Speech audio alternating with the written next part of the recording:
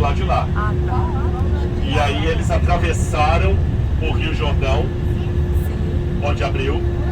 E o primeiro lugar só não confundir, porque teve duas aberturas, né? A abertura do Mar Vermelho e aqui do Rio Jordão. Aqui eles atravessaram o Rio Jordão.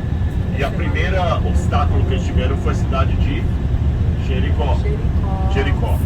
E lá naquele alto ali, ó, nessa direção mais ou menos aqui, ó, 15 para as 9, se eu estivesse mostrando 15 para as 9 aqui, 20 para as 9, você tem o Monte Pisgah, ou Monte Nebo, onde Moisés viu a terra e não pôde entrar nela. E ele morreu. Hoje aquele lugar lá é a Jordânia. É a Jordânia. Lembra que a gente foi fazendo, né? Essa região, um pouco para cá, é a região de Moab, a região dos Moabitas. Mais ao sul, a região de Amon. E mais ao sul ainda, Edom, que nós fizemos aquele mapazinho usando as pessoas. Sim. Lembram disso? Agora uma curiosidade do Israel moderno. Se vocês olharem essas tamareiras, eles usam uns canos, passam umas mangueiras, escolheu as campinas do Jordão. Então ele estava nas montanhas à direita, né? À direita, não aqui, lá na frente. Ah, tá. Ó, estão vendo lá na frente aquela montanha de cor marrom? Sim. Tem uns prédios, mais ou menos de lá, ó. Aí Ló veio montando o acampamento nas campinas do Jordão. E vocês veem por que Ló escolheu as campinas do Jordão. Aqui é muito mais verde. Sim. Ó. Tá vendo? Como é o nome desse deserto? Aqui tem mais pastagem pro gado. Pro gado não, para as ovelhas, para os rebanhos. Pegando fogo, que a Bíblia fala que ele viu a fumaça de Sodoma subindo. Sodoma estando lá do lado do Jordânia hoje, quem estava lá em cima conseguia ver. Agora eu perdi a visão aqui porque a montanha cobriu, mas vai aparecer de novo daqui a pouquinho. Vocês vão identificar a diferença das judias para as palestinas. Aqui os libaneses podem entrar, pastor? Oi? Os libaneses podem entrar aqui? Podem, claro. Ah não, libaneses não, libaneses Israel não permite, né? Não, libaneses não. Eu achei que na Palestina... Só se tiver um passaporte de outro país. Não. Eu falei pra vocês trazerem o passaporte em cima, só just in case, entendeu? Lá embaixo já é a Jordânia. Aquela cúpula que vocês estão vendo dourada lá, aquela igrejinha, ali já é Jordânia. Tudo ali já é Jordânia. Uau! Está botando de Israel, Jordânia, Líbano, Síria, Egito, Arábia Saudita. Eu acho que é.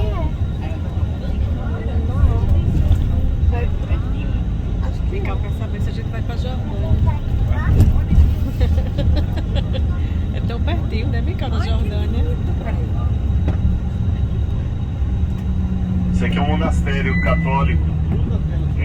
Não sei se é católico romano ou se é católico ortodoxo. Estou na dúvida agora se é ortodoxo ou se é romano. E tinha sido abandonado, está abandonado, porque ainda tem muito, tá tudo minado aqui, né? Então não tem como. Tá vendo a bandeirinha lá?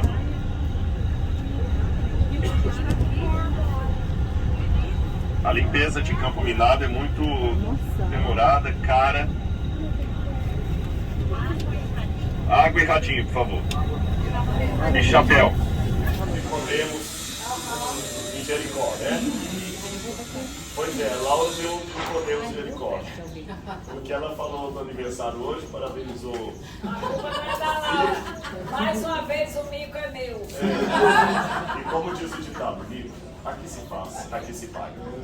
Então, aí, mas na verdade tem outra pessoa. Então, cadê você que está aqui? Não. Não, esse lugar pertence à Cláudia, né? A Cláudia. Ana Cláudia, cadê a Ana Cláudia? Tira a geografia. Nós estivemos lá em Dan, onde nasce o Rio Jordão, correto? Ele nasce lá das montanhas de... Como é que é o nome das montanhas mesmo? Nasce o Golã e Monte Hermon. Aí você tem o Bânias, e você tem esses todos aí, e eles vão formando o Rio Jordão, e ele forma primeiro esse lugar aqui, como é que é o nome? Mar da Galileia. Qual outro nome de Mar da Galileia? Mar de Tiberíades. Aí ele continua descendo e forma o Mar Morto.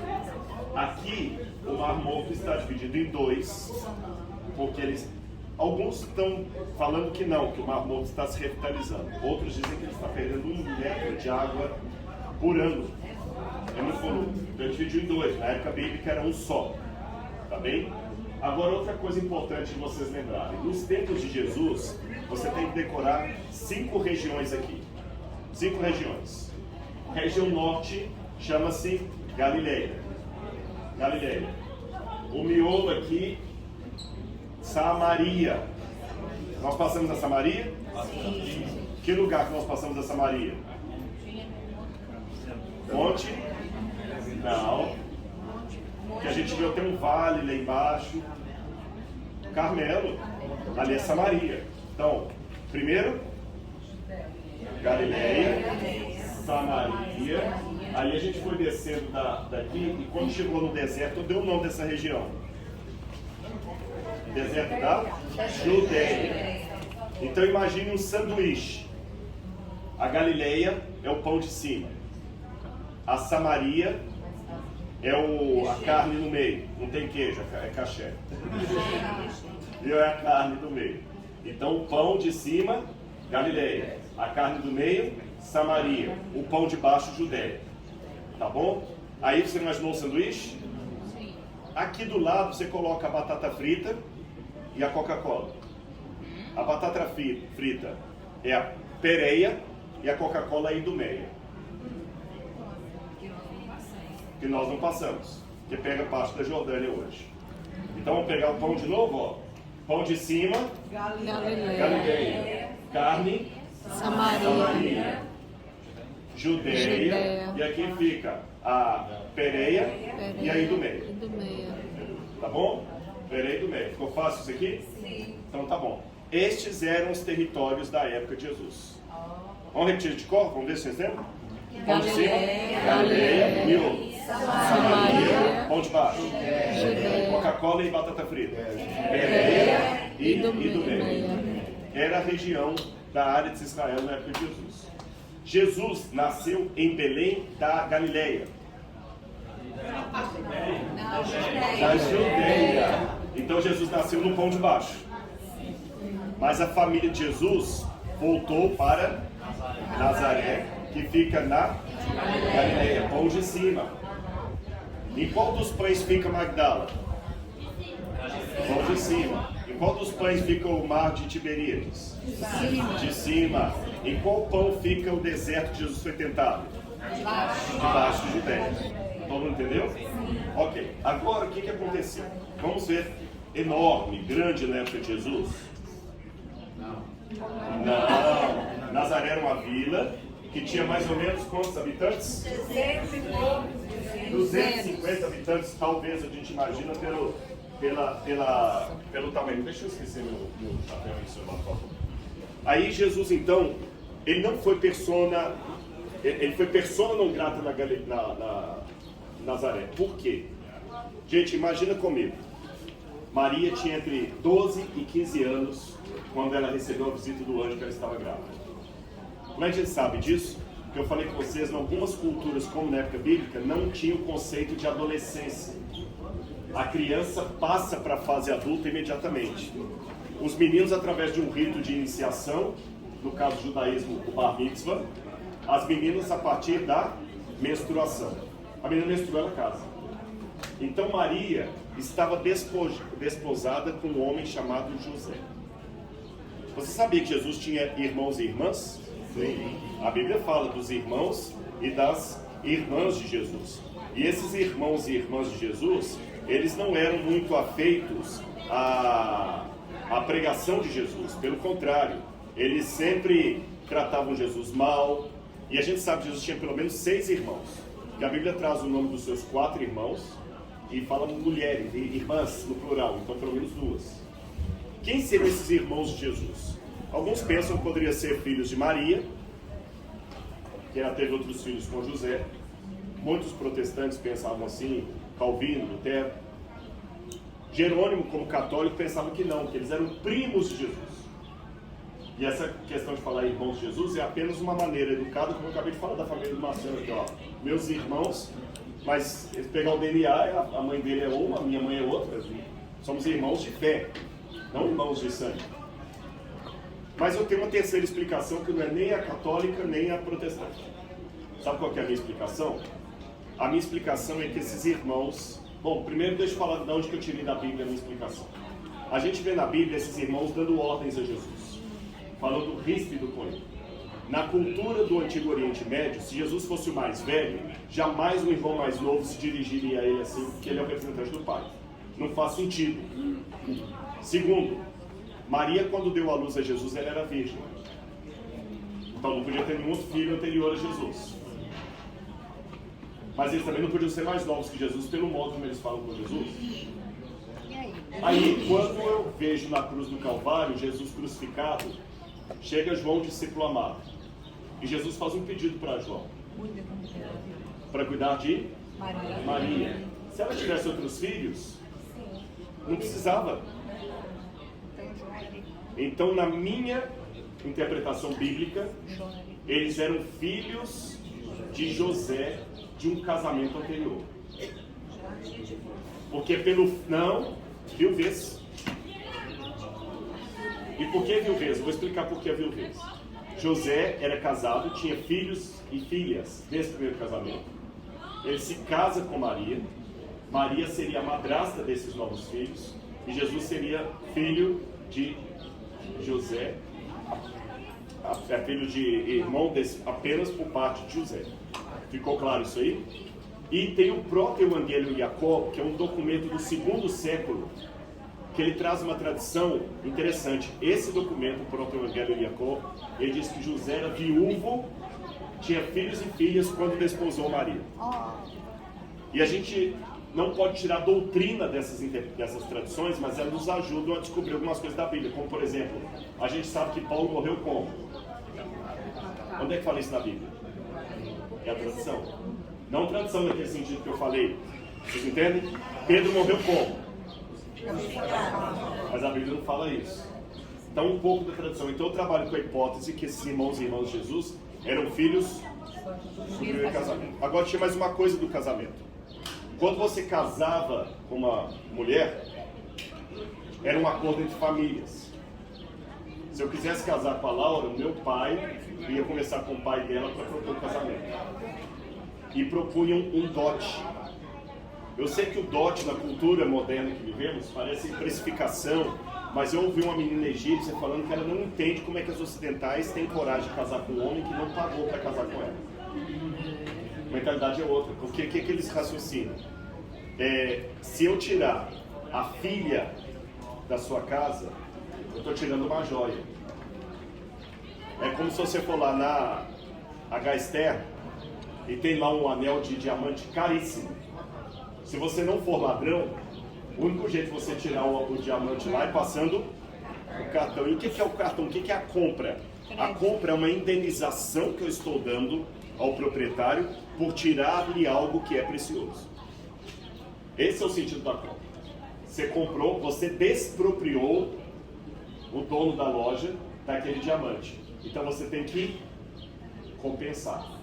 Porque ele lapidou o diamante, ele cuidou do diamante, ele expôs o diamante, ele correu riscos com o diamante. Então, para o diamante agora ser seu, você tem que indenizá-lo. A filha é um diamante do pai. Essa é a mentalidade do Oriente Médio. Então, se você está tirando a filha da casa do pai, você tem que indenizá-lo por tirar a filha dele. Entenderam isso? E além de indenizá-lo, você está provando que a ama o bastante para pagar o que for preciso para tê-la com você. E em terceiro lugar, você está provando que você é um homem que sabe sustentar sua casa, não vai casar com seu pai sustentando porque você não consegue nem emprego. Entenderam o sentido do dote no Oriente Médio? Só que quando fazia esse acordo, não era bem um noivado, mas era um compromisso de casamento. Só que você não tinha direito a dormir com ela, nem ter relação sexual com ela, até que você levantasse o dote e viesse com a comitiva para buscar a sua noiva. Ah, tinha mais uma coisa da compensação. Quem dá descendentes para o pai é o rapaz, é o menino. A menina vai dar descendência para o sogro. Não é como hoje que tem o vovô e a vovó, na cultura deles, o menino é neto dele, mas a menina se torna neta do sogro, entendeu? Os filhos dela são netos do sogro.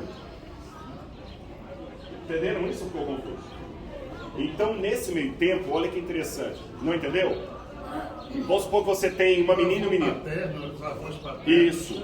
Vamos supor que vocês têm um casal, uma menina e um menino, tá bom? O menino casa, o menino chama João, ele casa com a menina chamada Soraya. Os filhos da Soraya são seus netos. Mas você tem uma menina chamada Maria. A Maria vai e casa com o Antônio. Os filhos da Maria são netos do pai do Antônio, não seus. Vocês entenderam? Por isso que essa compensação. Por isso que às vezes o pai queria ter filho e não filha. Porque os filhos da filha não são netos dele. Não é necessariamente como o pessoal lê, é preconceito com a mulher. Realmente, eles faziam uma festa quando nascia o menino, não faziam uma festa quando nascia a menina. Mas não é machismo da Bíblia. É porque a menina não ia gerar descendente para ele. Quem ia gerar descendente para ele era a nora. Era a cultura da época. Era a cultura da época. A Bíblia registra. Vocês entenderam? A Bíblia registra, não endossa. Ficou claro isso para vocês? Agora, nesse... Então, os netos de Labão, Lia, Raquel, oficialmente não eram dele, exatamente. Exatamente. E ele estava segurando Jacó ali em toda uma trama. Exatamente. Você está indo embora com minha filha? Exatamente. Agora vamos continuar aqui. Nesse meio tempo, ele, para juntar o dinheiro da herança e preparar uma casa. E quando ele preparava uma casa, geralmente nas terras do pai, ele voltava com a comitiva para buscar a noiva. Jesus usou essa linguagem de casamento quando ele prometeu que voltaria. Ele falou assim: não se turbe o vosso coração. Credes em Deus, crede também em mim. Na casa de meu pai há muitas moradas. Eu teria dito: vou preparar-vos um lugar. E quando eu preparar o lugar, eu voltarei e vos receberei. É uma linguagem toda de noivo para casamento. Ele foi para a casa do pai preparar uma casa para nós. E qual que seria o dote? O sangue dele na cruz do Calvário. Por isso que nós somos considerados a igreja noiva de Cristo. Por isso que o Apocalipse marca a volta de Jesus como a noiva, as bodas do Cordeiro. Ficou claro isso aí para vocês? O que tudo isso tem a ver com o Rio Jordão? José estava desposado de Maria. E enquanto ele estava se preparando para juntar o dote e fazendo a casa, ela aparece grávida. Numa época que mulheres grávidas podiam ser apedrejadas. Por que José queria abandonar Maria? Não desonrá-la, né? Para protegê-la de que modo? Se ela estava grávida anyway. No Brasil, repito, eu não sei como é em outras culturas, no Brasil tem uma ideia jurídica que sem corpo não há crime. Você entendeu? Se você não encontra o cadáver, o morto, não tem assassino. Tem um desaparecimento. O único que pode acusar uma mulher de adultério é o marido. Então, se ele não estava presente para acusá-la de adultério, ela não podia ser adúltera. Por isso que ele saiu. Mas o anjo falou: não, recebe Maria, que o que está nela é do Espírito Santo. Agora imagine nesse meio tempo, resumindo, a vida difícil que Jesus teve em Nazaré. Maria, quando a barriga começou a aparecer, ela saiu de Nazaré e foi ficar na casa de Isabel, a prima dela que morava perto de Jerusalém. E só voltou para lá na época de ganhar neném. Aí veio o censo de César e Jesus acabou nascendo em Belém da Judéia, no pão de baixo. Mas Jesus foi crescendo em Nazaré, foi crescendo, e a vida dele não foi fácil. Até que um dia ele saiu de casa. E para onde Jesus veio para começar o ministério dele? Para cá. Não para cá, para onde ele nasceu em Belém. Por que Jesus veio para cá? Porque nessa região onde nós estamos, apareceu João Batista pregando. E Jesus foi para o lado de São João Batista para falar assim, olha, eu já tenho alguém semelhante. Quem trabalha na janela 1040, onde é proibido pregar o Evangelho, vamos supor que eu vou pregar lá no Afeganistão. Eu vou procurar alguém que já seja cristão ali. Vamos morar perto de vocês ali, ó, para a gente poder se reunir, ter um companheirismo. Jesus veio para, quem sabe, juntar forças com João Batista. Aí você fala assim, mas Jesus já sabia que João Batista não ia. Jesus é Deus. Era, é e será Deus sempre. Mas quando ele se tornou homem, Jesus se tornou homem de verdade. Então Jesus teve que aprender coisas como qualquer criança aqui. Jesus, ao bater um prego, ali um martelo no prego, Jesus poderia errar o prego e bater no dedão. Porque se Jesus viesse com superpoderes, ele não seria verdadeiramente homem. Então Jesus teve que aprender que ele era o Filho de Deus. E até a época que ele veio para cá, ele sabia que ele era o Filho de Deus por duas coisas. O testemunho de Maria, que falava da visita do anjo, e o estudo das profecias, que ele sabia que estava se cumprindo. E perto de onde nós estamos aqui, tinha uma comunidade que morava no deserto, provavelmente os essênios, que estavam esperando a vinda do Messias. E nós vamos visitar hoje o lugar onde essa comunidade vivia. E os textos que eles deixaram mostravam estudos proféticos baseados no livro de Daniel, que eles sabiam que o Messias estava para chegar a qualquer momento. Está complicado ou está dando para entender? Deixa eu colocar uma notinha de rodapé para vocês aqui, ó. A arqueologia trabalha com fragmentos de história. Nós não temos todo o livro completo do passado. Nós temos fragmentos. Evidências. E evidência é fragmento. Eu falei com vocês, o Marcelo é empresário e pastor. Então, vocês sabem dele. Vocês podem deduzir algumas coisas. Você já sabe, não, o médico eu acho que ele não era. Depois a gente descobre um manuscrito aí que diz que alguns empresários do Brasil, do ramo de hotelaria, vinham muito com a família para cá. Talvez o Marcelo fosse do ramo de hotelaria. Mas você vai deduzir o quê? Você vai juntando as peças do quebra-cabeça. Você não tem a biografia completa. Então a gente sabe pelos fragmentos do Mar Morto que eles sabiam que o Messias estava para nascer. E de fato, que eles sabiam que o Messias estava para nascer é verdade, porque os magos vieram do Oriente sabendo que estava chegando a época do Messias nascer. Mas qual era a cronologia que apontava a data do nascimento de Jesus? Nós não temos, mas ela existia. Então Jesus, sabendo que essa comunidade ficava aqui no deserto da Judéia, que provavelmente João Batista foi criado no meio deles. Vou contar essa parte depois. E que João Batista estava pregando por aqui, ele veio para cá. Posso ler a Bíblia? Mateus capítulo 2. Vocês estão sem fone de ouvido, mas estão ouvindo bem aí? Tá, que eles eu estou tranquilo que eles me ouvem aqui por causa do barulho. Mateus capítulo 3, versículo 1 diz assim: Naqueles dias, apareceu João Batista pregando no deserto da Judéia. Onde? Deserto da Judéia. E dizia: arrependei-vos, porque está próximo o reino dos céus. Pois é a João que se refere o que foi dito por intermédio de Isaías: vós que clamam no deserto, preparem o caminho do Senhor, endireitem suas veredas. O pessoal de Qumran dizia que o objetivo deles no deserto era preparar o caminho para a vinda do Senhor. Então eu vou para perto de João. Mas o deserto da Judéia é muito amplo. Vocês estão vendo? Ó? Dá para a gente refinar isso para descobrir perto de onde João estava? Dá.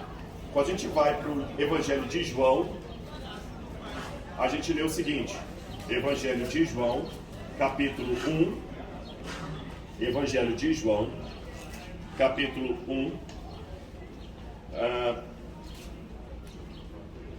Evangelho de João, capítulo 1, versículo 23. As pessoas perguntaram para João: quem você diz de você mesmo, João? Você é o Cristo? Aí ele respondeu assim, verso 23, 23. Ele respondeu: eu sou a voz que clama no deserto. O pessoal da comunidade também diziam, que eles eram a voz que clama no deserto. Endireitem o caminho do Senhor, como disse o profeta Isaías. Aí eles perguntaram: então por que você batiza se não é o Cristo, nem o profeta? Ele respondeu: eu batizo com água, mas no meio de vocês está alguém que vocês não conhecem. Ele já percebeu que Jesus estava vindo para cá. Ele vem depois de mim, mas não sou digno de desamarrar as correias das suas sandálias. Estas coisas aconteceram em Betânia, do outro lado do Jordão, onde João estava batizando. Betânia é um vilarejo que fica naquela região ali. Essas coisas aconteceram em Betânia, do outro lado do Jordão, onde João estava batizando. O rio aqui faz a fronteira. Aquela igrejinha que vocês estão vendo ali já é Jordânia. E tem duas cidades chamadas Betânia. Tem uma Betânia pertinho de Jerusalém, onde morava Marta, Lázaro, e tem outra Betânia que fica naquela direção ali, onde João estava batizando. Então Betânia está lá, o Jordão está aqui, isso aconteceu do lado de lá. Então Jesus veio do pão de cima da Galileia e ficou morando lá. No dia seguinte, vendo que Jesus vinha na sua direção, João disse: eis o Cordeiro de Deus que tira o pecado do mundo. Foi lá. Aí, este é aquele de quem eu falava, quando dizia: depois de mim vem um homem que é mais importante do que eu, porque existia antes de mim. Eu vi o Espírito descendo sobre ele. Porque se Betânia está naquele lado e o Rio Jordão está aqui, foi nessa mediação aqui que Jesus foi batizado. E quando Jesus foi batizado por João, o Espírito Santo apareceu como pomba vindo sobre ele. E quando ele saiu, ele ouviu o Pai dizendo: tu és o meu filho amado, em quem me compraste. Agora olha que interessante. Depois que João batiza outra vez em companhia de dois seus discípulos. Então Jesus batizou, mas olha que interessante a humildade de Jesus. Imagina João com o grupo dele nessa margem aqui, lá, pregando, Jesus sentado, escutando João, igual você está me ouvindo. Jesus, quando foi batizado, ele falou: peraí, eu que tenho que ser batizado por você e não você por mim. João, deixa por agora, porque assim nos convém cumprir toda a justiça. Traduzindo em miúdos, se Deus falou que é para fazer assim, não vamos questionar. Nem eu sei. Lembra que eu falei de não discutir com o especialista? O especialista sempre sabe mais do que você. O especialista, ele faz coisas que você não entende porque não é sua área. Então não discute com o especialista. Deus. Realmente, pela lógica humana, fazia sentido Jesus batizar João. João já fala: gente, é esse aqui, ó. Todo mundo seguir Jesus e João ser o primeiro dos 12 apóstolos, João Batista. Mas o pai tinha outros planos, diferentes do que o Rodrigo pensa. Aí Jesus continuou morando aqui anônimo, por alguns dias depois de batizado. Aí João, quando viu Jesus passando, falou de novo: eis o Cordeiro de Deus, está lá passando. Para a multidão, para 2 discípulos. Aí os 2 discípulos de João, ouvindo isso, seguiram Jesus. Jesus, quando os viu, falou: o que vocês estão procurando? Eles disseram: Rabi, onde é que o senhor mora? Aí Jesus falou: venham e vejam. Então eles foram, viram onde Jesus estava morando e ficaram com ele aquele dia. Era mais ou menos 4 horas da tarde. Jesus não viu cantinho ali. Jesus alugou uma casa. Imagina você ter Jesus como inquilino. Aí quando eles ouviram que Jesus era o Messias, eles foram, viram onde Jesus estava morando, ficaram com ele aquele dia, era mais ou menos 4 horas da tarde. Um desses era André, o outro provavelmente era o apóstolo João, que escreveu o Evangelho de João, que num outro momento eu vou explicar a vocês porquê. Esse João, não o João Batista, o João Evangelista, era primo de Jesus de primeiro grau. Ali ele estava sozinho já? Sozinho, Jesus sozinho, morando sozinho. Eu vou gastar um minutinho aqui só, não quero ser muito prolixo não, mas acho que compensa eu explicar o porquê, né? Abra a Bíblia comigo. Estavam ali muitas mulheres observando de longe, quando Jesus foi crucificado. Estavam ali muitas mulheres observando de longe. Eram as que vinham seguindo Jesus desde a Galileia para o servir. Entre elas estavam Maria Madalena. Pode ficar aqui, por gentileza. Lembra? Maria Madalena. Estavam Maria Madalena, Maria, mãe de Tiago e José. Maria, mãe de Tiago e José. e a mulher de Zebedeu. Tá. A mulher de Zebedeu. Qual o seu nome? Qual o seu nome? Maria, mãe de Tiago e José. Tiago e José. Não fala o nome. Só fala que era mulher de Zebedeu. E a gente sabe pelo Evangelho de João que Maria, mãe de Jesus, também estava lá. Correto? Então fica lá de uma vez, porque eu sei que Maria, mãe de Jesus, estava lá. Vamos recapitular quais as 4 mulheres que estavam ao pé da cruz. Maria Madalena. Maria, mãe de Tiago e José. E Zebedeu. A mulher de Zebedeu. E a Maria, mãe de Jesus. Por isso que fala 3 Marias. As 3 Marias. Você entendeu? Então estavam as 3 Marias, mas a esposa de Zebedeu. Tá bom? Agora vamos ver a mesma passagem em Lucas capítulo 23. Marcos, vamos ver primeiro. Marcos capítulo 15. Se Marcos vai falar alguma coisa a mais. Marcos capítulo 15, versículo 40. Estavam ali também algumas mulheres observando de longe. Entre elas, Maria Madalena, Maria, mãe de Tiago, o menor, e de José. Então, se fala Tiago, o menor, não é isso? Se eu falo aqui, olha, nós temos aqui o João. O João maior e menor, que tem 2 Joões. Então tem um segundo Tiago nessa história aí. E quem mais? E Salomé. Só pode ser ela, né? Que as 3 chamavam Maria. Então eu já sei seu nome, Salomé. E seu nome do seu marido. Qual é o seu marido? Zebedeu. Tá bom? Então já sabemos 2 coisas. Que tem 3 Marias, que essa tem um filho chamado Tiago, outro José, e que é Tiago o menor, então tem um xará dele por aí, e que o marido dela chama Zebedeu e ela chama-se Salomé. Agora, quando eu vou para o Evangelho de João, capítulo 19, eu descubro uma coisa mais interessante ainda. João, capítulo 19, diz assim, das mulheres que estavam ao pé da cruz. 19, versículo 25. Ao pé da cruz, vou começar de trás para frente, vamos ler de trás para frente, tá bom? Ao pé da cruz estavam Maria Madalena, desculpa, porque não tem pecado, atira a primeira pedra. Maria Madalena, Maria, mulher de Clopas. Eu acho que ela não pode ser, porque o marido dela chama Zebedeu. Não pode ser também a mãe de Jesus, que o marido dela chamava José. Não pode ser Maria Madalena, só pode ser Tiago menor de João, mulher de Clopas. Tá bom? Maria, mãe de Jesus. O que está escrito aqui agora? Maria, mãe de Jesus. Então elas são irmãs.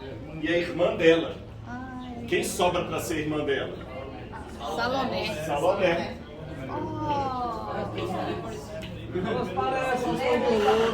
Nossa, é quase um problema matemático, né? E detalhe, se Salomé é a mãe de Maria, mãe de Jesus, e o marido dela se chamava como? Zebedeu. E como é que são chamados Tiago e João na Bíblia? Filhos de Zebedeu. Então Tiago e João eram filhos dela, sobrinhos dela, primos dele. Por isso que a Bíblia fala que a mãe de Tiago e João chegou para Jesus e falou: no teu reino, manda que um filho meu fique à sua direita ou à sua esquerda. Para uma mulher chegar para um rabi com essa intimidade toda, ela tem que ter uma ascendência social sobre ele. Por isso que João é discípulo amado. E um dos primos de Jesus, que era João, estava aqui seguindo João Batista. Ficou claro? Gente, eu já estou terminando, eu não queria demorar tanto, mas essas coisas eu acho que são importantes para vocês. Agora, vamos voltar para o Evangelho de João. Muito obrigado. Quando Jesus falou isso para aqueles 2 discípulos, vamos voltar para João capítulo 1, versículo 40. André, o irmão de Simão Pedro, era um dos 2 que tinham ouvido o testemunho de Jesus e seguindo. Então ele foi, encontrou primeiro seu próprio irmão Simão e falou: achamos o Messias. Então o Evangelho dá a entender que esses 2 discípulos de João Batista, quando descobriram que Jesus era o Messias, correram para falar para a família. Provavelmente eles foram, opção A, ou porque Pedro também estava aqui, ou eles voltaram lá para a Galileia. Enquanto eles voltaram para a Galileia, ou estavam aqui anunciando que eles tinham encontrado o Messias, o que Jesus mesmo fez? Ele saiu daqui e foi para o deserto ser tentado pelo diabo. E quando você sai do rio, o que você tem bem em frente aqui? O deserto da Judéia, onde ele foi 40 dias tentado por Satanás. Aí a gente vai agora para o Evangelho de Mateus, diz que a Bíblia tem que estudar um pouquinho aqui e um pouquinho ali, né? Mateus capítulo 4 diz que depois do batismo de Jesus, a seguir Jesus foi levado pelo Espírito ao deserto para ser tentado pelo diabo. E depois de jejuar 40 dias e 40 noites, teve fome. Tá bem? Eu vou falar só da primeira tentação de Jesus. A terceira tentação, onde ele manda, a segunda, onde ele manda Jesus julgar de cima a baixo, eu vou contar em Jerusalém. Em Jerusalém eu vou mostrar o pináculo do templo de onde o diabo tentou jogar Jesus. Ou melhor, insinuar que Jesus pulasse. Mas a primeira eu vou explicar aqui. E depois de jejuar 40 dias e 40 noites, teve fome. Então o tentador, aproximando-se, disse: se você é o Filho de Deus, manda essas pedras se transformarem em pães. Alguém falou no meu ônibus assim: nossa, mas que deserto é esse? Eu não aguentava 10 dias aqui. Eu fiquei 15 no deserto. O meu cabelo, quando eu fui tomar banho, saía igual um mate-leão. Aquele chá, mate-leão no Brasil é um chá. É um chá com cor é escura, é um chá escuro. E o cabelo ficava parecendo que eu estava lavando com chá ao invés de água, porque saía suja, é tinta. Não é sujeira. A minha roupa não prestou nem para doar para caridade. Eu fiquei 15 dias sem tomar banho. Imagina Jesus 40 dias. Eu não imagino que Lúcifer, o diabo, apareceu para ele feio, com chifre. Ele apareceu bonito, vistoso. E aí quando ele falava assim: olha, se você é o Filho de Deus, ele colocou dúvida. Desculpa que eu sou só um anjo. Eu posso me equivocar. Então, para ter certeza que eu não vi na pessoa errada, manda essas pedras se transformarem em pães. Aí Jesus falou assim: tem alguma coisa estranha com esse anjo. Por que ele está colocando dúvidas em mim? Aí Jesus, porque se Jesus soubesse, no primeiro momento que era o diabo, Jesus não ia entreter diálogo com ele. Mas Jesus viu que tinha alguma coisa errada ali. Se? Como assim se? Sim, seria. Nem só de pão viverá um homem, mas de toda palavra. Vocês acham que Jesus falou da Bíblia? Não. Não. Sabe por que eu falo que não? Existem duas palavras em grego, o Evangelho foi escrito em grego, para a palavra. Logos, que é qualquer palavra formatada, escrita, desenhada. Isso é logos. Rema, palavra pronunciada. Logos. Bíblia, rema. Logos, Bíblia, rema. Jesus falou de toda palavra que sai da boca de Deus. Que palavra que saiu da boca de Deus? No dia que ele foi batizado, nesse rio sujo, nesse céu que vocês estão vendo, o Espírito de Deus apareceu como pomba vindo sobre ele. E Deus falou: você é meu filho amado, que eu me comprazo. Ele estava numa situação que, pela lógica, o diabo tinha razão. Porque filho de Deus sujo, fedido, com fome, magro, cabelo... Não parece filho de Deus. Filho de Deus é glorioso, senta no trono do Pai. Mas não importa em que situação você estiver, ainda que toda a lógica humana concorra para o contrário, acredite no que Deus falou. Você é o filho amado de Deus, independente do que o diabo use como argumento contra você. E por favor, eu sou formado em filosofia, eu aprecio lógica, mas justamente por apreciar a lógica, eu vou te dar a palavra, pastor, eu descobri que muitas vezes a lógica não é o que deve, porque a lógica às vezes é uma argumentação muito bem montada, mas ela é diabólica. Note, eu não me tornei irracional agora, eu continuo acadêmico, sou um professor. Mas eu não posso ficar apenas na lógica humana, porque você pode argumentar com muita lógica a favor das trevas. Então, terminando aqui, dou a palavra para o pastor. Ainda que toda a lógica diga que você é um desgraçado, um acabado, perdido, acredite, você é uma filha de Deus, você é um filho de Deus, porque o Pai falou. E se o Pai falou, que nada tire essa certeza do seu coração. Essa é a maior prova de fé que você pode dar. Mais do que ressuscitar um defunto, mais do que multiplicar pães, mais do que andar sobre as águas, mais do que abrir o mar vermelho, é ter a certeza que Deus não vai aprontar com você no final, mesmo que ao terminar essa viagem você receba uma notícia de tragédia. Deus está com você. Isso foi uma coisa que eu tive que colocar no meu coração aqui, que o diabo usava todo o redor e falava assim: Rodrigo, você é um desgraçado, acabou. Não. Deus falou que eu sou o filho dele. Tá bem? Realmente foi um pouco mais para cima que Naamã mergulhou, e faz sentido o que a Bíblia fala. Essa é a primeira informação que vocês têm que ter. Segunda informação: o Rio Jordão hoje é 10% do que era o Rio Jordão nos tempos bíblicos. Tá bom? Ele está encolhendo. Por quê? Porque você tem hoje que dá água para a Jordânia e muita água tira para a agricultura também. Então isso diminui o volume do rio. Você tem mais gente morando aqui usando a água, então ele diminuiu. Na época bíblica, lembra que os hebreus tiveram que Deus abriu o rio para eles passarem. Hoje não precisaria. Tá? Terceira coisa, estamos na fronteira com a Jordânia, como eu falei, Minas Gerais está ali atrás. Minas Gerais está lá. E tem até a bandeira de Minas, vocês viram, vermelhinha? Não, você vai ver, aqui a região lá é minada, porque aqui foi lugar de conflito no passado. Então, como aqui era perigoso vir as pessoas, eles criaram o Yadenit, porque lá é mais bonito e era mais seguro. Mas graças a Deus, Israel minou, tirou as minas, né?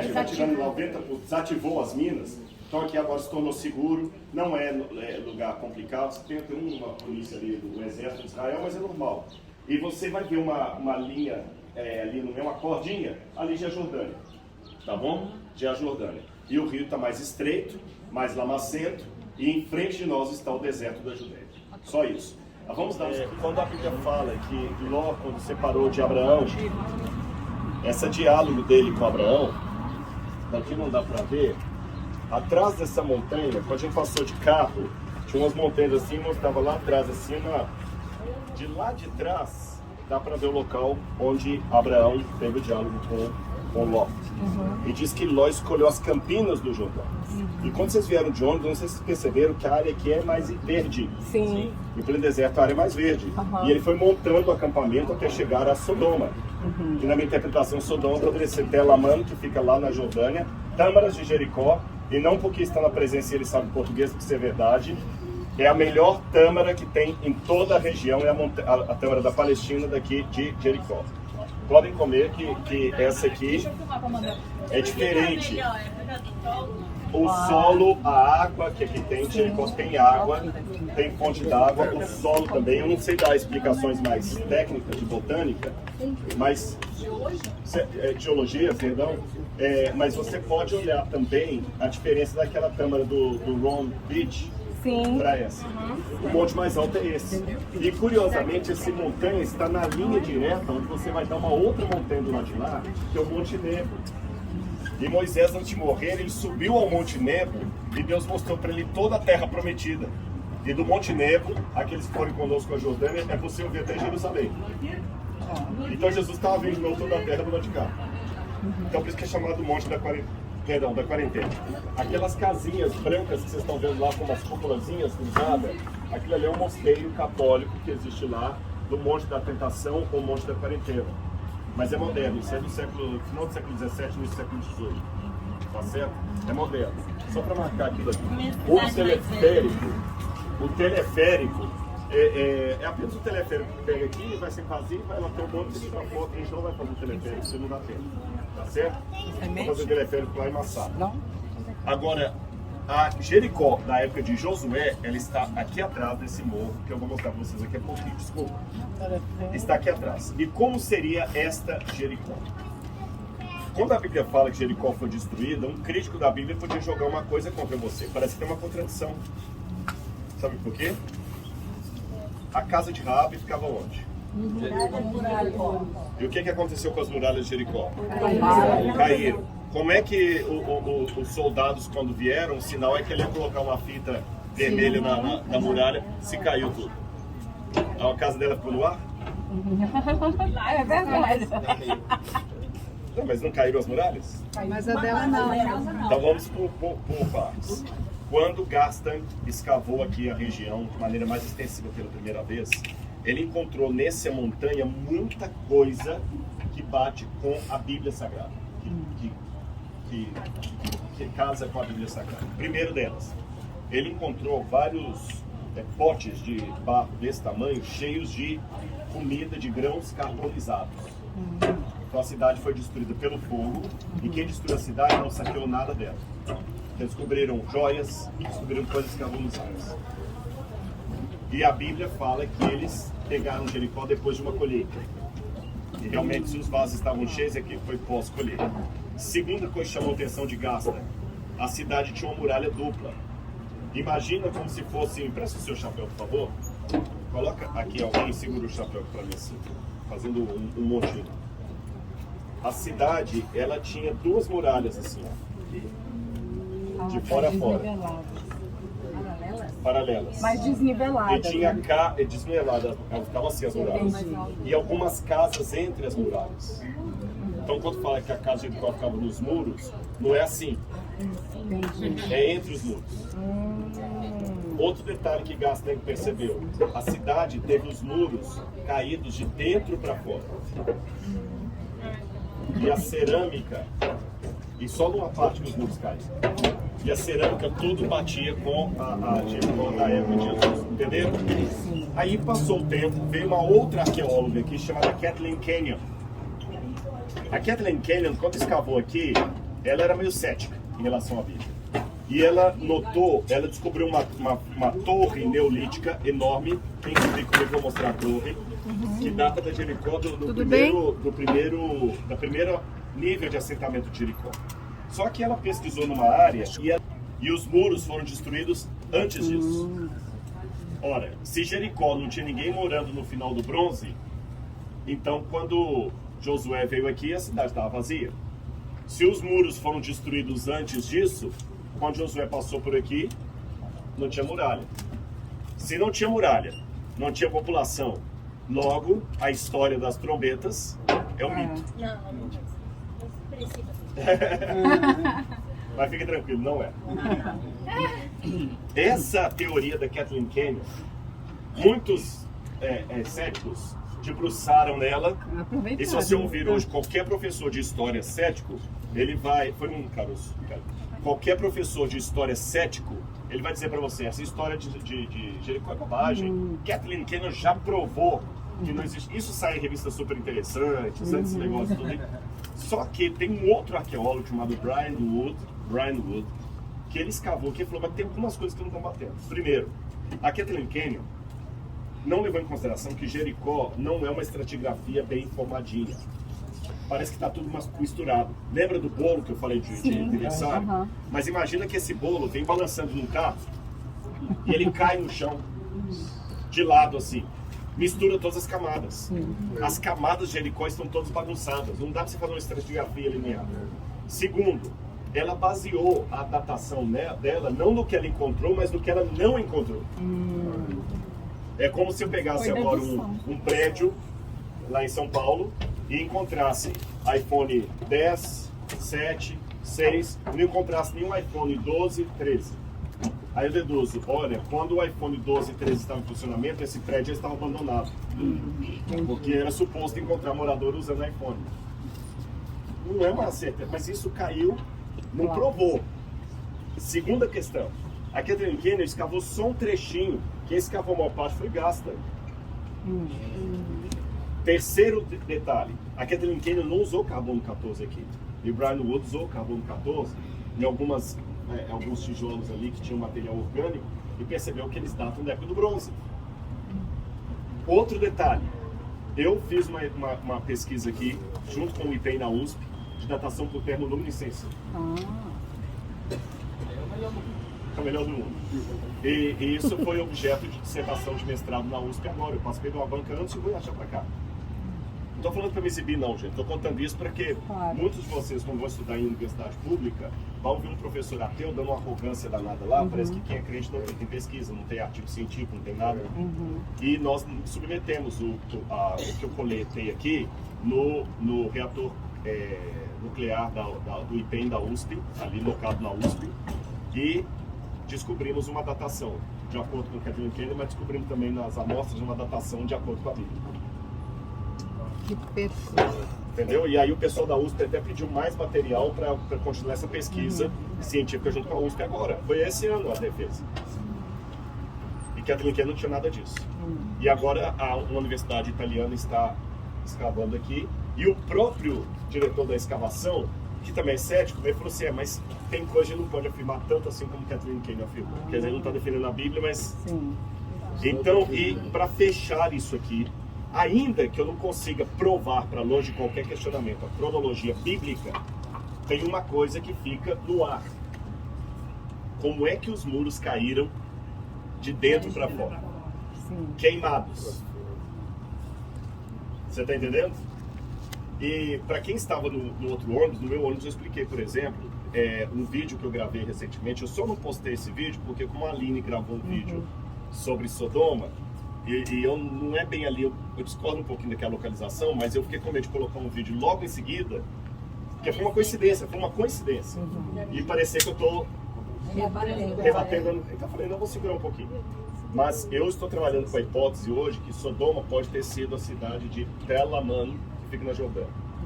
E eu até mandei para o Brasil, porque o grupo que estava com a gente filmando voltou para o Brasil e eu e Laura não estamos aguentando ficar comprando roupa suja. Da Lete já levou coisa nossa, tem gente vai levar coisa nossa igual ao Brasil.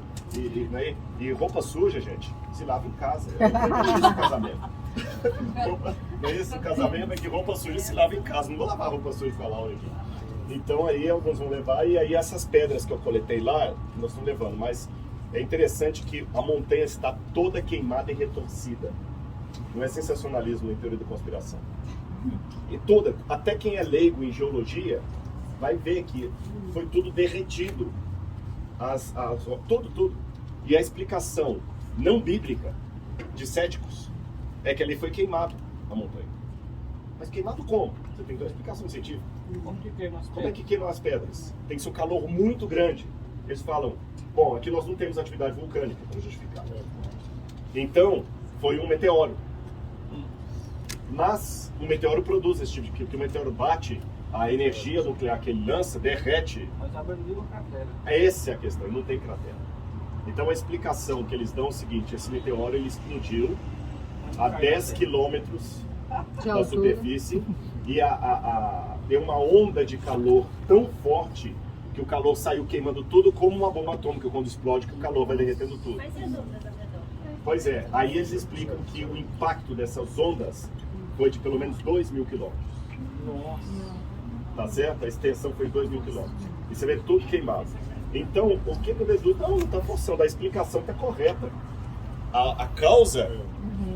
Bom, eu posso dizer que ao invés de um meteoro que explodiu a 10 quilômetros da Terra, foi simplesmente o fogo de Deus. Porque você tem a cidade de Babedra mais ao fundo, que antes eu pensava que Sodoma podia ser lá, mas ela está muito longe da visão de Abraão. Talvez Tel Aman pode ser Sodoma, Babedra pode ser Gomorra e as outras cidades. E o que a Aline mostrou, e aqui vocês vão ver um pouquinho também no deserto, é resquício também dessa queima, porque eles dizem que foi uma extensão de 2.000 quilômetros. 2.000 quilômetros pega muita coisa aqui. O fato é que, como acadêmico, o que eu digo? Eu vou ser bem advogado agora. Tá certo? Prova absoluta do crime não tem. Mas eu tenho o relato de uma testemunha e tudo que a polícia técnica percebeu, bate com ele. Você tá entendendo? Ele fala que ele viu um homem batendo, ele fala que ele viu um homem alto, de chapéu, batendo na mulher e arrastando o corpo. Eu não estava lá, será que ele está mentindo? Eu só tenho o relato dele, testemunho oral. Mas eu vou lá, as câmeras de segurança mostram um homem alto entrando. As câmeras de segurança, o luminol mostra que o corpo foi arrastado onde ele falou. Então, se você perguntar assim, Rodrigo, você tem certeza absoluta que ele não está mentindo? Que ele não estava lá? Olha, eu não estava lá. Mas uma coisa eu posso te dizer. O testemunho dele é corroborado com... Agora, as evidências são poucas. Você não tem um filme você tem algumas evidências. É o luminol, é a marca digital. Não é assim que vocês fazem para levantar um caso do direito? E um juiz às vezes condena alguém ou sentencia alguém inocente com base em fragmentos de uma história que não tem como repetir em laboratório.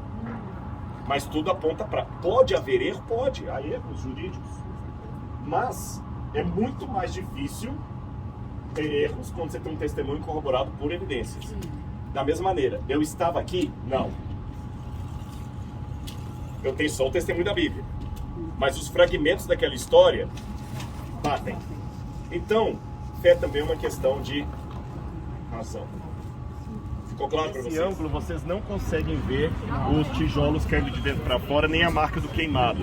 Para ver a marca do queimado, vocês vão ter que entrar comigo, passar para o ensino médio. A gente vai ter que ir até ali, tá bom?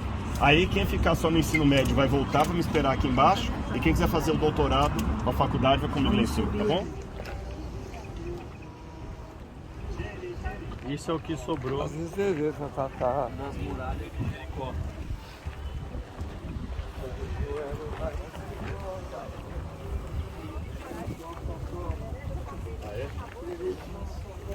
Vamos cantar a música. Quem vai filmar a gente cantando nesse setor de dentro para fora? Porque é uma coisa estranha, porque se elas caíram, aqui a Grand Canyon escavou isso aqui. Uma vez escavando lá, percebeu que também as muralhas aqui estavam caídas. No mesmo sentido daquelas lá também de dentro para fora. Ela escavou tudo isso aqui, a trincheira, tirou o resto das muralhas. Ali ainda tem um pedaço da muralha ainda, tá vendo? Ó? Segui ali, ó. Aí ela tirou, escavou aqui e descobriu essa torre. E aí o curioso, eu até publiquei um artigo sobre isso na revista Isto É. Na Isto É. É que essa torre, ela é totalmente impermeabilizada. E parece que é uma torre própria para você ter escapado de enxurrada. Mas não tem enchente aqui de enchente. E essa foi uma das primeiras cidades amuralhadas construídas fora da Mesopotâmia. Isso que chama de cidade mais antiga. Quem veio para cá, olha interessante, coisa fora da Bíblia, tinha algum medo de enchente, de inundação. E é interessante que quando você escava a Mesopotâmia, surgiu as primeiras cidades, Laga, Eridu, Larsa, Babel, Ur. Essas primeiras cidades da humanidade que surgiram lá na Mesopotâmia são as primeiras cidades da Suméria. E os sumérios inventaram a roda, a agricultura, a cidade, a matemática, a escrita. E quando nós vamos estudar as primeiras escritas cuneiformes, os sumérios falam quem eles são. Eles dizem que os ancestrais deles moravam num jardim paradisíaco chamado Edenu, ou Edim. A palavra Edim e Edenu, em sumério, é a mesma raiz da palavra Éden. E eles falam que Edim, ou Edenu, ficava em Dilmun. Dilmun é na banda do Oriente. E a Bíblia fala que Deus plantou o Jardim do Éden na banda do Oriente. E eles falam que eles são descendentes daqueles que sobreviveram ao grande dilúvio que tomou conta da terra. Pronto. Né? Então aquele ali que é o motivo do debate. Mas ainda que um acadêmico em arqueologia discorde de mim e fala assim, você está errado, a datação está errada, mas uma explicação eles não têm para dar. Que tudo que encontrou aqui está de acordo com o que o texto bíblico diz. O máximo do ceticismo que eu poderia chegar é dizer o seguinte, a Bíblia errou a data, mas não o evento. O evento aconteceu.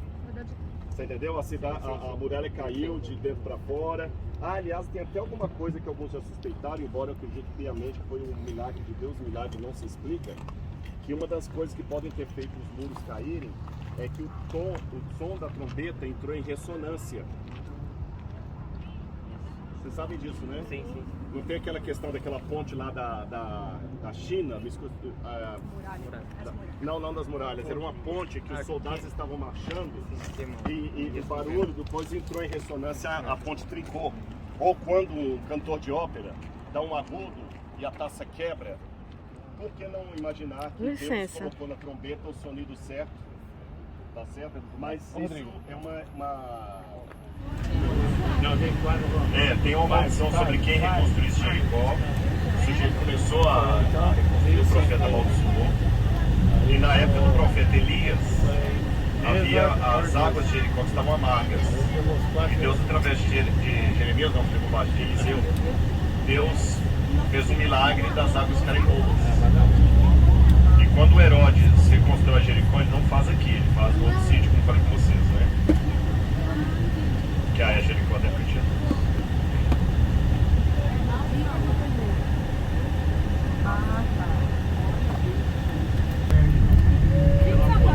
Olha, e tentar que vai, Chico. Ai, eu pensei. Ai, papai. Não acredito. Olha, Luciana, Chico.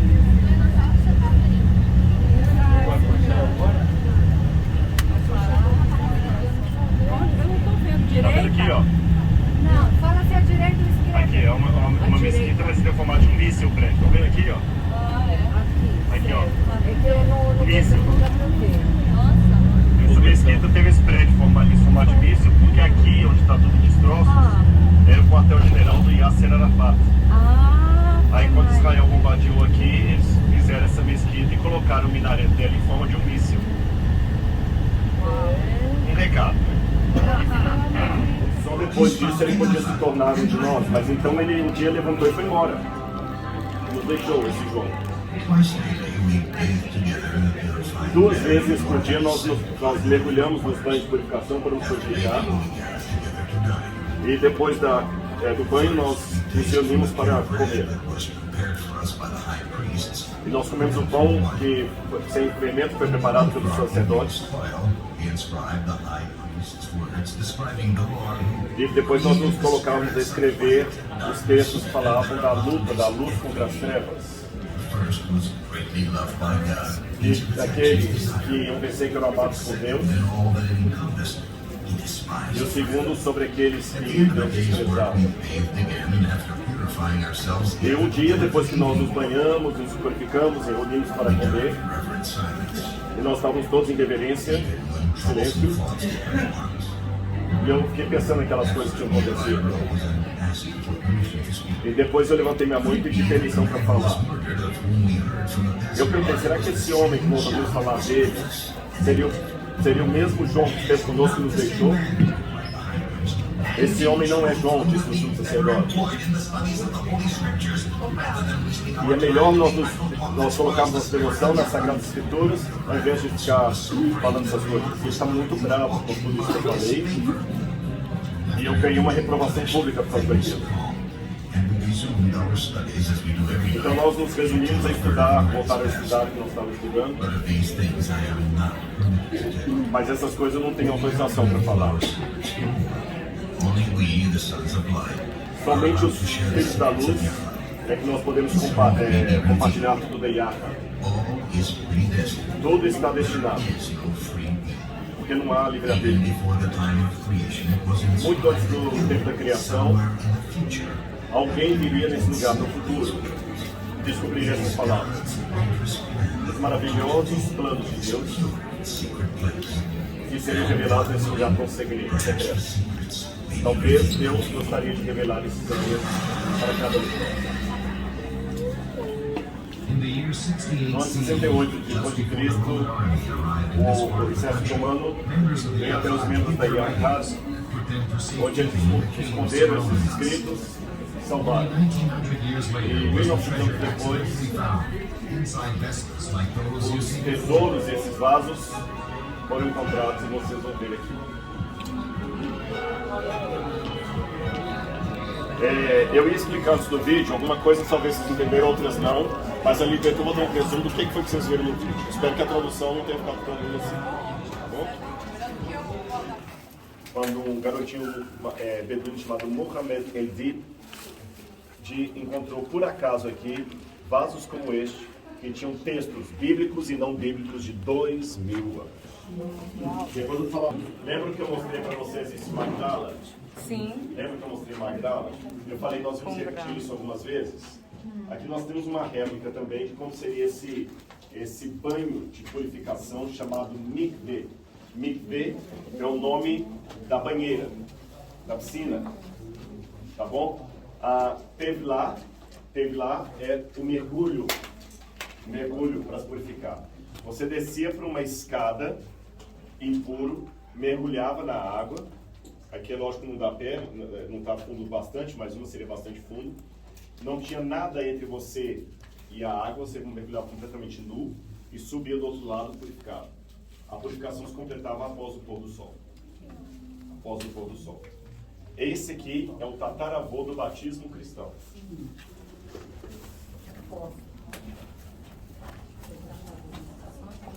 Cristo, uma comunidade de judeus se formou aqui. Ainda é um mistério para nós a identidade deles.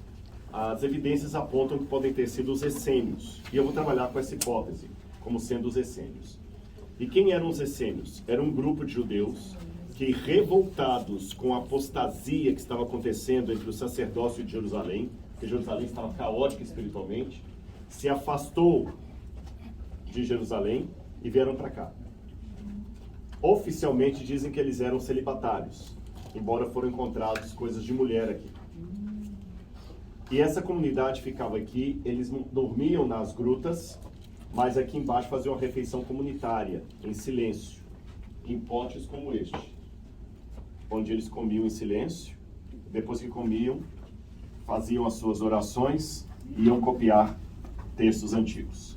Quando os romanos vieram destruir Jerusalém no ano 70, tudo indica que essa comunidade, com medo dos romanos virem aqui, como de fato eles vieram e acabaram com Massada, eles pegaram todos os manuscritos que eles tiveram feito, que eles tinham copiado e que já tinham aqui antes, numa grande biblioteca, colocaram em potes de barro, como aqueles que vocês viram lá, e esconderam nas cavernas. E o que aconteceu com esse grupo? Não sabemos. O fato é que eles morreram, a comunidade desapareceu, e somente em 1947, 48, que um garotinho beduíno, chamado Muhammad El-Dib, estava andando nessas grutas aqui, procurando umas cabras que haviam sumido, e ele viu um buraco, falou, será que as cabras estão lá dentro? Mas se eu jogar pedra, eu vou saber, para não ter que descer à toa. Aí ele pegou a pedra e jogou, porque se as cabras estivessem lá, elas sabia que ela estava ali. E quando ele jogou pedra, não havia barulho de cabras, havia barulho de vasos se quebrando. Ele chamou o irmão mais velho, desceram para uma corda, e lá tinha vários vasos assim. E quando eles abriram os vasos, lá havia manuscritos muito antigos, de até 2000 anos, como eu falei, cópias tanto da Bíblia, como de livros não bíblicos, que os judeus tinham naquela época. Vou falar melhor sobre esses livros. Assim que ele viu que era uma cópia do livro de Isaías, muito antiga. E depois alguns fragmentos foram comprados, que os beduínos venderam para um vendedor de antigos. Alguns fragmentos foram vendidos por um cara de uma sapataria para consertar a sandália. Era couro, teve couro, né? Aí o Cando pegou e viu que, aí avisou os beduínos, opa, tem coisa valiosa aqui, tem tesouro. Porque no início, quando eles foram abrir, eles estavam com medo de abrir. Estamos todos aqui. Vamos montar um pouquinho as peças do quebra-cabeças. Vocês já entenderam agora como é que foram encontrados esses manuscritos, o que aconteceu com eles. Mas deixe-me colocar a problemática bíblica que nós tínhamos antes desse achado aqui e onde que ele nos ajuda a estudar a Bíblia Sagrada. A problemática é o seguinte: nós não temos nenhum original da Bíblia. Todos os livros da Bíblia originais se perderam, do Gênesis ao Apocalipse. Nós só temos cópia de cópia, de cópia, de cópia. E como é que você pode provar que as cópias sobre as quais a sua tradução foi feita não foram distorcidas? Quem conta um conto, aumenta um ponto. E o que é pior, muitas dessas cópias não tinham semelhanças, tinham divergências. Então, se eu digo, por exemplo, Zé Carroceiro, aí você copia Zé Carroceiro, o Zé que tem uma carroça.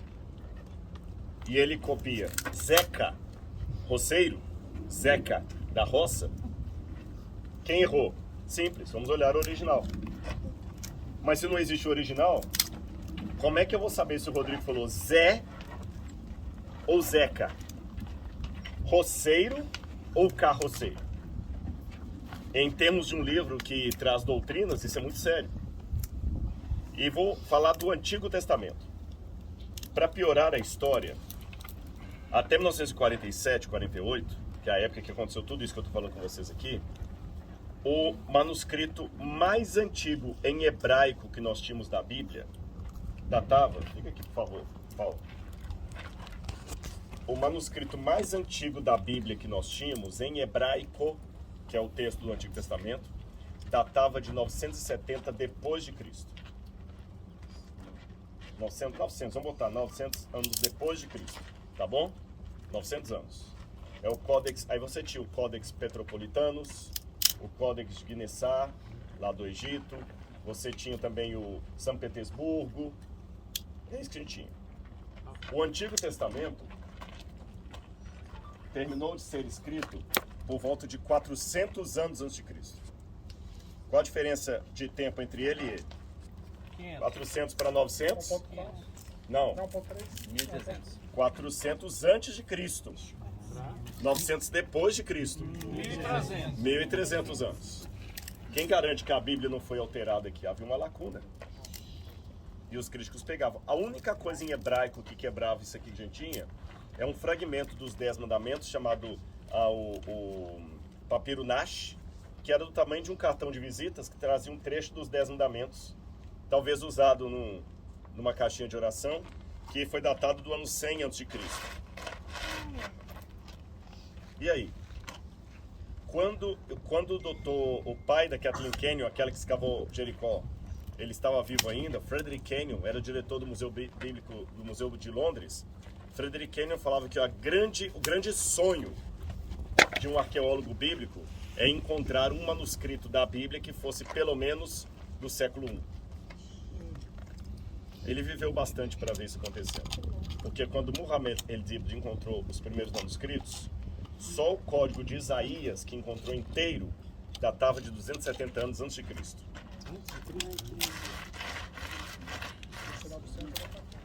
Não. Você continua aqui. Se fosse 900 antes, 270 ali, ó. Pois é. Não, você não é 900, é 400 antes de Ah, eu Cristo. tô vendo aqui. É, ele que é 900 depois. 10 centímetros, um pouquinho Não é de isso? dólar, hein? Então o que acontece? Esse manuscrito aqui está distante daquela cópia lá em 1100 anos. Já melhorou. Isaías estava igual. E quando você compara o que estava aqui com o que está lá, você vê que o texto foi preservado. Isaías foi encontrado inteirinho. Existem 138 diferenças no livro de Isaías. Mas as diferenças, sabe quais são? Letras, como soletra uma palavra. Por exemplo, no Isaías que a gente tinha hoje, falava assim, Kadosh, Kadosh, Kadosh, santo, santo, santo 3 vezes. No cópia que eles encontraram aqui, saía 2 vezes, santo, santo. Entendeu? Minha fé não foi abalada. A de vocês foi? Não mudou praticamente nada. Nada. A única mudança que houve maior, eu vou falar com vocês. Eu vou falar as mudanças que houve.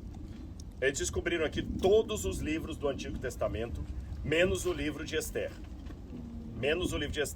Eles não encontraram o livro de Esther. Mas o fato de não encontrar o livro de Esther não significa que ele não existia. É porque alguns textos eles encontraram em forma de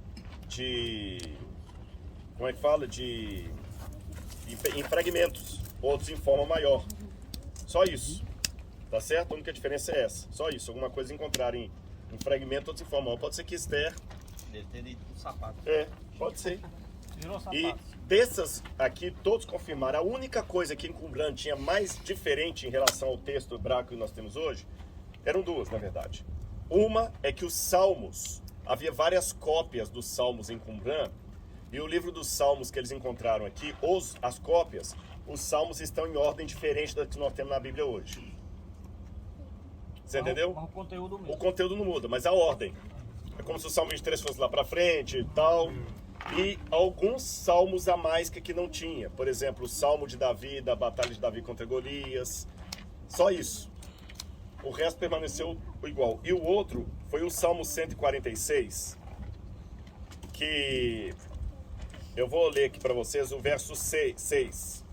Eu não sei se alguma Bíblia está diferente. Diz assim, olha: que fez o céu e a terra, o mar e tudo que neles há, e mantém para sempre a sua fidelidade. Algumas Bíblias trazem esse verso um pouquinho maior. Por quê? Na cópia que nós tínhamos aqui, desse salmo, a gente sabia que o salmo foi feito em forma de acróstico e que estava faltando uma parte. O que é acróstico? É quando você pega uma palavra e a partir das letras você vai formando outras palavras. Tá certo? Por exemplo, eu pego a palavra aqui, ó, whisper. Whisper. Aí eu pego assim, whisky, hoje, indica, super, proteção, eterna do rei. Eu peguei cada letra aqui e formei uma palavra ou uma sentença. Esse salmo, ele é todo feito a partir das letras do alfabeto hebraico. O primeiro verso vem com a letra Aleph, Beit, Gimel, Dalet. Quando chega na letra Lamed, pula para a letra Nun e salta a letra Men. E no texto de Qumran eles encontraram esse salmo em hebraico com aquela parte que estava faltando. O resto confirmou-se que os judeus preservaram muito bem a Bíblia Sagrada. Glória a Deus. Vocês entenderam? Obrigado, viu? A outra coisa que Qumran também ajudou a comprovar é como seria a linguagem da época de Jesus. A linguagem. Porque Jesus falava em aramaico e hebraico. E os evangelhos foram escritos em grego. Então a gente tinha o texto traduzido já. Então nos manuscritos a gente encontrou como era o hebraico da época de Jesus. E algumas expressões idiomáticas foram esclarecidas. Eu dei um exemplo para vocês do Anavei Ruach, bem-aventurados os humildes de espírito. Lembra os encurvados do espírito? Foi aqui. Outra coisa que os textos também nos ajudaram a ver. Como é que era a crença de um setor do judaísmo da época de Jesus. E aí eu vou terminar dizendo uma coisa curiosa para vocês. Tudo indica que João Batista fez parte por um tempo dos essênios. Vocês viram no filme lá? Por que nós temos essa impressão? Bom, em primeiro lugar, porque Flávio Joséfo, que fala da comunidade aqui do deserto, estou trabalhando com a hipótese que eram os essênios, Flávio Joséfo diz que eles traziam para cá filhos de sacerdotes de Jerusalém, que os pais não queriam que fossem criados em Jerusalém para não se contaminarem. Então esses pais sacerdotes traziam os filhos para cá, para a comunidade criar os meninos aqui. E olha o que o Evangelho de Lucas diz a respeito de João Batista.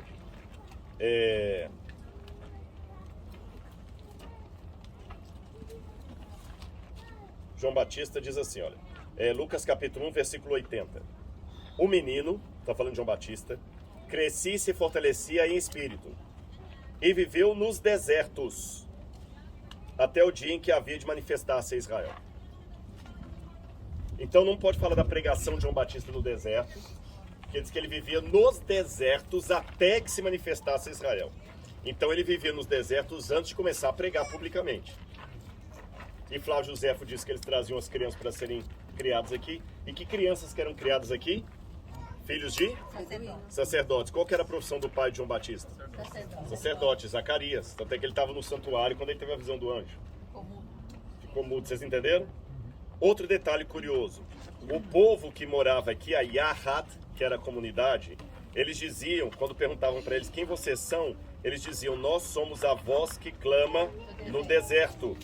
E quando a gente vai para a pregação de João Batista também dizia a mesma coisa. Pois é João que se refere, que foi dito por intermédio do profeta Isaías. Vós que clama no deserto, endireitai o caminho do Senhor, endireitem as suas veredas. Outro detalhe curioso. Diz a Bíblia que, olha, João Batista usava uma roupa feita de pelos de camelo, um cinto de couro, o seu alimento era gafanhotos e mel silvestre. O que significa isso, gafanhotos e mel silvestre? Bom, uma coisa que havia nos tempos bíblicos para dar ênfase a uma mensagem era uma situação que nós chamamos de ato do profeta. O que era o ato do profeta? Quando o profeta queria, mesmo fora de Israel nós temos isso, quando ele queria chamar a atenção para uma mensagem que ele estava dando, ele tomava um comportamento fora do comum. Por quê? Aquele comportamento inusitado ia provocar duas coisas. Ou as pessoas iam perguntar, por que você está fazendo isso? E ele tinha a oportunidade de explicar, ou ele nem precisava explicar. O gesto já valia por 1000 palavras. Por exemplo, eu sou seu amigo, eu ajudei você, ajudei sua família e você me traiu. Quando você chega me cumprimentando, eu pego e só faço assim com a manga da minha camisa. E aponto. Eu não preciso falar. A camisa novinha. Por que eu rasguei? A nossa amizade acabou. O gesto já explicou. A segunda forma é provocar algo que o pessoal fica assim querendo saber. Então, por exemplo, Oséias. Deus falou com Oséias assim: Oséias, vai lá na prostituição, pega Gomer, a mulher que te traiu, e desfila com Gomer como se fosse uma mulher da alta sociedade na praça. Quando ele fez isso, todo mundo falou assim: Oséias, essa mulher te traiu, ela não vale nada, por que você está tratando ela assim? Ah, que bom que vocês perguntaram. Porque é assim que Deus está tratando Israel, que traiu Deus, que quebrou a aliança. Isso chama-se ato do profeta. Vocês entenderam? Não é só na Bíblia, não. A gente tem, por exemplo, dizem que quando Alexandre o Grande chegou em Corinto, Diógenes de Sicope, ele queria mostrar que ele era um filósofo cínico. Ele começou a morar numa barrica com cachorros. E quando Alexandre chegou para ele, perguntou assim: o que você quer que eu te faça? Ele falou assim: só afasta um pouquinho para o sol poder chegar em mim. Isso é um gesto. Compreenderam? Jesus teve gestos do profeta. Quando trouxeram a mulher apanhada em flagrante adultério, que não é Maria Madalena, o que Jesus fez? Começou a escrever com o dedo no chão. Esse é ato do profeta. Então, nesse ato do profeta, João Batista comia gafanhoto e mel silvestre. O que é o gafanhoto? Provavelmente, muitos acreditam que o gafanhoto não é o bichinho, mas é o fruto da alfarrobeira. Da alfarrobeira. O que era alfarrobeira? Alfarroba. Vocês vão ver em Israel, em Jerusalém.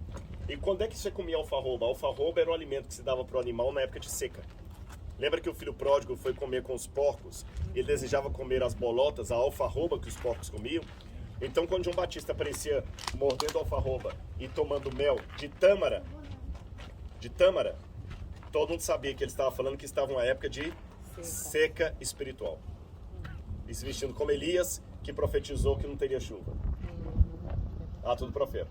E aqui eles encontraram mais de 100.000 caroços de tâmara. Havia uma grande plantação de tâmara aqui. Os essênios não comiam carne, eram vegetarianos. Por quê? Para protestar contra Jerusalém. Como em Jerusalém comia o cordeiro pascal, eles não comiam carne para protestar. Eles diziam que era uma voz que clama no deserto. Eles tinham, vocês vão ver, vários tanques de purificação, que eles diziam estar se purificando para receber o Messias. João Batista começa a pregação dele, dizendo que ele é a voz que clama no deserto, está no espírito de Elias, e batizando as pessoas na água. E para terminar, é interessante que provavelmente João Batista rompeu com a ordem e foi pregar lá perto de Herodes. Lembra que eu mostrei vocês a direção? Pertinho daqui. João Batista saiu daqui e foi pregar lá. A gente deduz isso. Quando tinha um texto aqui dos essênios que dizia que quando o Messias chegasse, esse seria o sinal da vinda do Messias.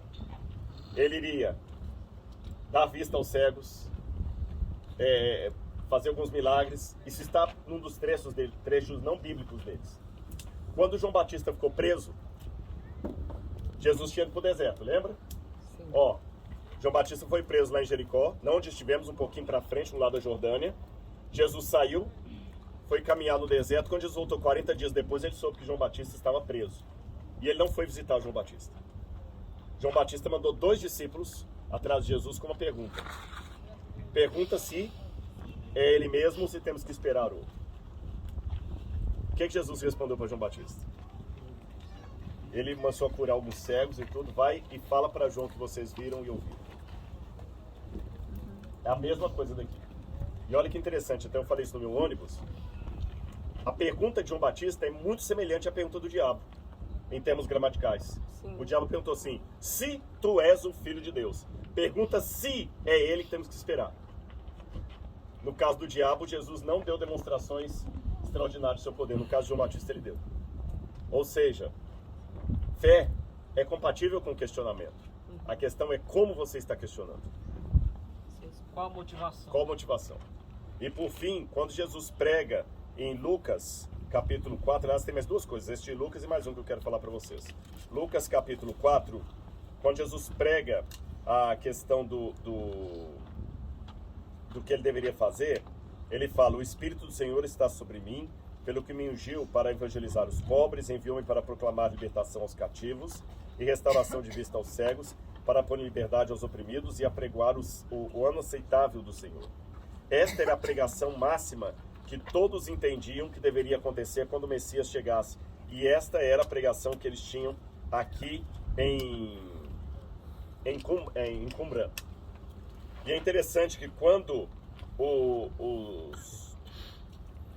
os discípulos de João foram perguntar a Jesus, Jesus falou o seguinte: olha bem, voltem e anunciem a João o que vocês viram e ouviram. Os cegos vêm, os coxos andam, os leprosos são purificados, os surdos ouvem, os mortos são ressuscitados, e aos pobres está sendo pregado o Evangelho. Esta passagem é do livro de Isaías. Só que no livro de Isaías não está, são ressuscitados os mortos. Em Qumran tem esse acréscimo. Não no texto, na cópia de Qumran, mas num comentário de Isaías. Jesus citou Isaías conforme o comentário daqui. Uau. Então essa é mais uma evidência que João passou por aqui. Vocês entenderam isso? E para terminar, que eu falei que a última parte era essa, Marcos, capítulo 14, quando os discípulos vão preparar a Santa Ceia, Marcos 14, versículo 12, diz assim: e no primeiro dia da semana dos pães sem fermentos, quando se fazia o sacrifício do Cordeiro Pascal, os discípulos de Jesus lhe perguntaram: onde quer que façamos os preparativos para que o Senhor possa comer a Páscoa? Jesus enviou os 2 de seus discípulos, dizendo-lhes: vão até a cidade. Ali um homem trazendo um cântaro de água sairá ao encontro de vocês. Sigam esse homem e digam ao dono da casa que ele entrar, que o mestre pergunta: onde fica o meu aposento para comer a Páscoa com meus discípulos? Qual que era o sinal? O homem levando o quê? Um cântaro de Um água. cântaro de água. Quem levava cântaro de água eram as mulheres. Só os essênios que tinham o costume de, na cidade, colocar um homem carregando um cântaro d'água para mostrar que ele era essênio. Então Jesus fala: busca um homem com um cântaro de água, um essênio. Não estou falando que Jesus foi da comunidade, mas Jesus dialogou com essa comunidade e João Batista quase certamente passou por aqui. Tá bem? E foi aqui que 2000 anos depois encontraram esses mais de 970 livros, mais de 10 mil fragmentos que contam um pedaço dessa história, que eu contei um pedaço do que foi encontrado aqui. Tudo bem? Muito bom, Ficou claro? maravilhoso. Quem estiver cansado pode voltar para o ar-condicionado.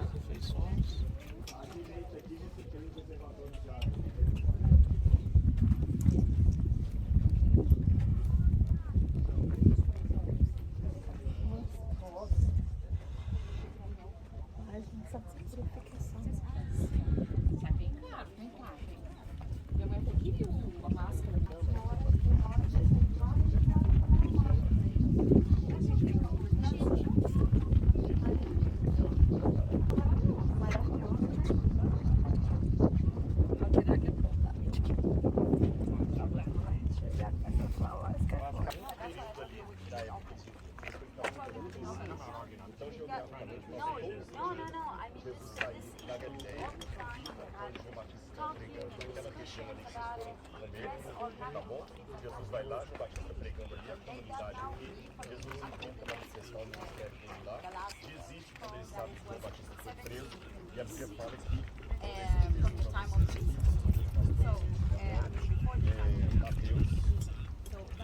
Mateus capítulo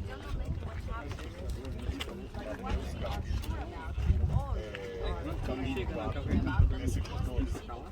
Ao ouvir que João tinha sido preso, Jesus voltou para a Galileia e, deixando Nazaré, foi morar em Cafarnaum. Foram historiadores judeus do primeiro e segundo século. Então, muitas vezes, e esses dois historiadores judeus falam, romanos, esses dois historiadores romanos diziam que estava escrito no livro deste mundo e da Judeia viriam os governadores de Está certo? E que os judeus interpretaram isso a seu favor. Então, mesmo fora da Bíblia, os Palmeiras aqui, que o Saul estava escondido, aliás, Davi estava escondido, Saul entrou, vocês sabem disso, dessa história, e Davi cortou um pedaço da roupa dele e falou, podia ter te matado. Nesse lado. É nesse vale aqui. Olha aí, filha. Tá bom? E do lado esquerdo aqui vocês veem vários buracos também dos bolanes que caíram. O Engedi é mencionado várias vezes na Bíblia. Você tem o Engedi no livro de Cantares, onde fala das videiras do Engedi, o meu amado é como as videiras, como os jardins do Engedi. Segundo Crônicas capítulo 20, que o exército já estava no Engedi, Saul e Davi no Engedi. Foi nessa região aqui. Ali, um dos palácios de Herodes. Lembra que eu falei que eles tinham lá em Jericó, na Jordânia, né? E Herodes tinha outro palácio aqui, tinha outro palácio lá em Cesareia, que vocês viram. E outro palácio dele ficava aqui. E esse palácio que ele construiu ali, ele chamou de Masada e Matsudá em hebraico. Matsudá significa fortaleza. Fortaleza. E ali ele construiu como se diz, uma verdadeira fortaleza para ele, onde ele achava que ele teria um palácio acima de todos e ele ficaria livre de inimigos. A tomada de Massada foi no ano de 73 depois de Cristo.